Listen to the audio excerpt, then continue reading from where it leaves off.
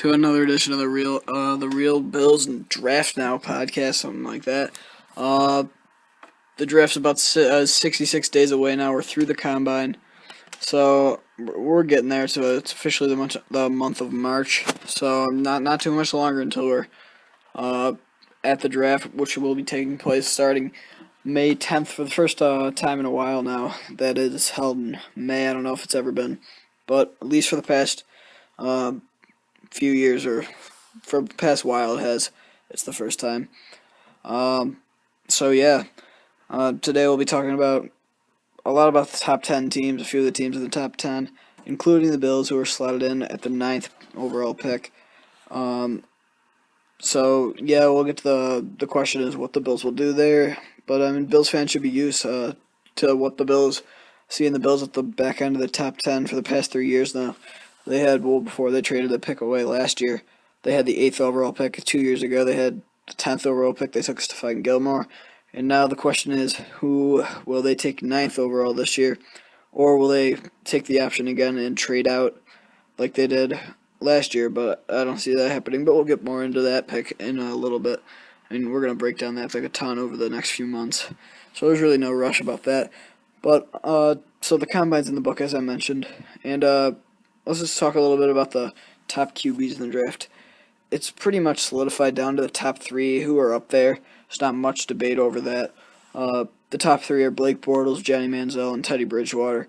And then there's Derek Carr at the fourth guy. And after that, it's a bit of a drop-off, maybe A.J. McCarron, Taj Boyd out of Clemson, whoever you like after that. It basically comes down to what your team is interested in. But let's talk about the top three. Who are the top three in what order? In my opinion, Manziel, smallest guy, but he's just so exciting to watch at Texas A&M. Watching him there, he's just so explosive. He's got so much upside. So it's going to be fun to watch him in the NFL. I think he's the best guy. Number two, I'd have Blake Bortles. He's a big physical guy who's got underrated mobility. But don't get me wrong, Teddy Bridgewater is also great, and he, in my opinion, is the most NFL-ready quarterback going into the draft. So maybe teams who want to win now or in just missing that quarterback to make it to the playoffs might like Bridgewater because of that. But, so, I mean, do you think the Texans are going to take that quarterback first overall? Because, like I just said about ready teams that need just a quarterback, the Texans are a team. They were in the playoffs 2 years ago with Matt Schaub as their starter. So, definitely if they drafted a quarterback, and in my opinion, I think they should go with Bridgewater. I think that'd be a great fit, and I think he'd work out good there. But I don't see it happening. If the Texans do go with a quarterback there, it's going to be either Manziel or Bortles. Everyone's saying the connection that Bill O'Brien has to Bortles when they played each other this year, and Bortles lit him up. And Bill O'Brien has also hired some of Bortles' coaching staff for the Texans, so there's a bit of a connection there. But then you also got to think is just who do you like better? Because if you like Manziel better, you're clearly going to go with him. But I don't think either of those, or even Bridgewater, I don't think a quarterback would be drafting with that first overall pick. Because I think it's going to be Jadeveon Clowney. Most people do think that too, but I think that it should be locked in after his combine performance. He didn't do all the defensive drills, which more scouts would have been hoping to see, but he did run a really fast 40. Outran Manziel, and he was running like a low receivers time. He ran a 4.6 or 4.53. Manziel, the top quarterback, ran a 4.56. He came in at unofficial 4.47, which would have been insane, but the official time was 4.53. So yeah, we all knew how good Clowney was going into this season. The biggest question is his work ethic. Is he going to put in the time? Because you saw him taking enough plays, not really trying that hard this year. A lot of people are saying, well, it's because he had millions of dollars at stake, so if he got hurt, it would have significantly dropped his draft position. But I think he should be the first overall pick. I mean, once he had the hit on against Michigan, if you haven't seen it, you definitely, it was 2 years ago now. He had the biggest hit ever against their Michigan running back, but that hit was insane. But yeah, I definitely think that Clowney should be the first overall pick. That's what I have in my mock draft, or my first mock draft, which was released before the combine, and I'm expecting to put him there again in my second mock draft when I release that. All right, so now moving on to another team in the top five, the Cleveland Browns, because the Browns are in a very interesting situation here. A lot of teams see them going with a quarterback, and I think that'd be smart too, especially with the old management with Michael Lombardi and them. They were in love with Johnny Manziel, but now the Browns are saying that they like Derek Carr the best. So that really makes it interesting. Should they wait on Derek Carr for hopefully for them, if he is their highest rated quarterback, they could get him with their second first round pick they got from the Colts trading Trent Richardson to. But if that could be interesting, because they could take Sammy Watkins with that fourth overall pick and put him alongside Josh Gordon, who's one of the top and most explosive receivers in the league. And so those two would just be gangbusters for even a guy like Derek Carr to come in and throw to.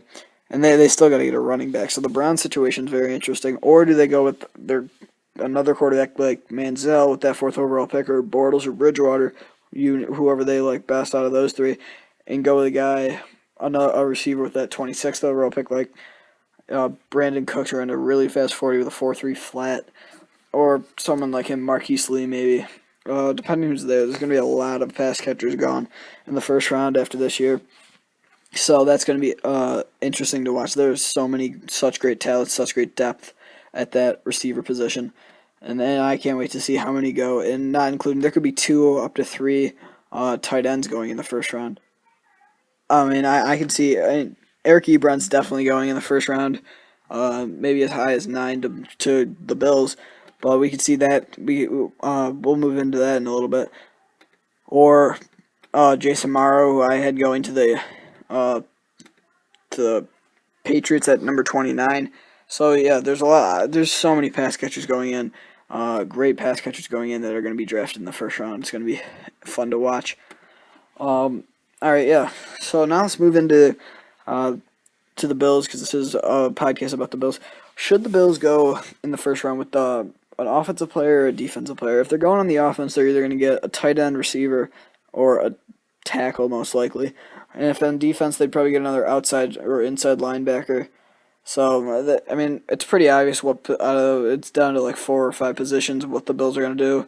But it's still pretty out there on what they're going to select there.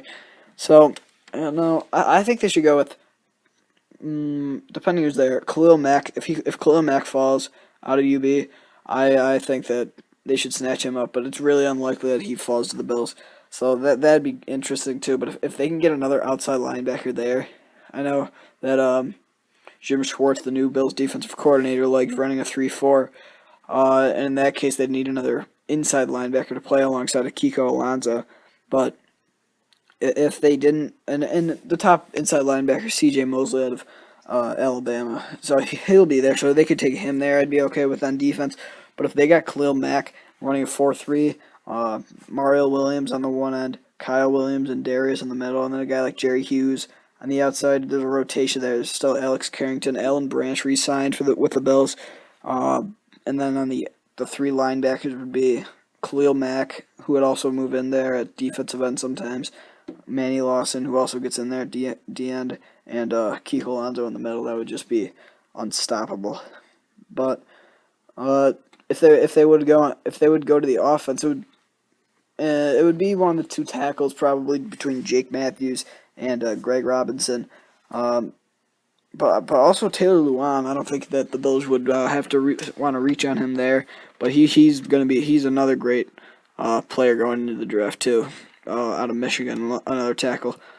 So I mean, the 3 tackles this year, people are saying, are better than 3 tackles last year, who were the 1, 2, and 4 picks in the first round, with Eric Fisher being first overall, Luke Joikel going second overall, and Lane Johnson going 4th to the Eagles. But so if they do go with a pass catcher, as you could say, meaning tight ends or receivers, and Sammy Watkins doesn't fall, which is very likely because a few teams you could see getting him, the Raiders at 5, maybe even the Rams at 2, the Browns at 4, like I mentioned earlier, and like a sleeper pick like, say, Minnesota at 8 right before. So there's a lot of places where you could see him going. So that would leave Mike Evans the number 2 receiver there for the Bills. And I don't know what the Bills should do there. Should they take Eric Ebron, the tight end of North Carolina, who by far is the first tight end, or do they take Mike Evans, who ran a fairly good 40, I think he ran a 4.5, something like that. Not exactly sure on what he ran, but it was pretty good. And he's big though. He's 6'4" and 3/4, which is just huge for a receiver, and that's what the Bills need. They need another big receiver to go along with their speedy receivers. They already got their speedy guys with Stevie Johnson, who's not that fast, but he's kind of quick. He's very quick, so him, Marquise Goodwin, clearly. Robert Woods isn't really big, but and T.J. Graham. So if they could get a big guy to complement those receivers, I think that'd be great. Yeah, but Eric Ebron too. If Scott Chandler, he's a free agent, walks, then it would be an interesting question. Ebron's really good, definitely by far the best tight end going into the draft. So that'd be something interesting. If I was there, if I had to choose between one of those two, I think I'd rather have Mike Evans. Personally, I think they can go out into free agency and get a tight end. Or I know this isn't really going to happen, but if they wanted Ebron, they could go out and get a receiver in free agency. Free agency opens next Tuesday, a week from tomorrow. Because today is March 3rd, Monday, March 3rd. So yeah, that's what I think they should do. If I was choosing between them, I would go with Eric Ebron and sign a receiver. But no, if they're not going to re-sign Scott Chandler, you go with Ebron. And if you're gonna, you go with Mike Evans. But you have to. I mean, that's just if you had to pick between those two. And clearly, we'll know more. It'll get more clear on who they're going to pick once free agency's over and all the contracts are being re-signed and stuff like that. So yeah, that's going to do it, I guess, for this edition of the Bills Draft Now podcast. I'll be back again next week talking more just about the draft, more of the first round, probably get more into the deeper picks. Or if by that point I've released my second mock, we'll go looking at that. And but yeah, thanks for watching. Please follow the blog's Twitter account on Twitter at BillsNowBlog. And then of course we'll have more articles, podcasts, and great stuff covering the Buffalo Bills up all day, every day. So thanks for watching, and I'll see you next time.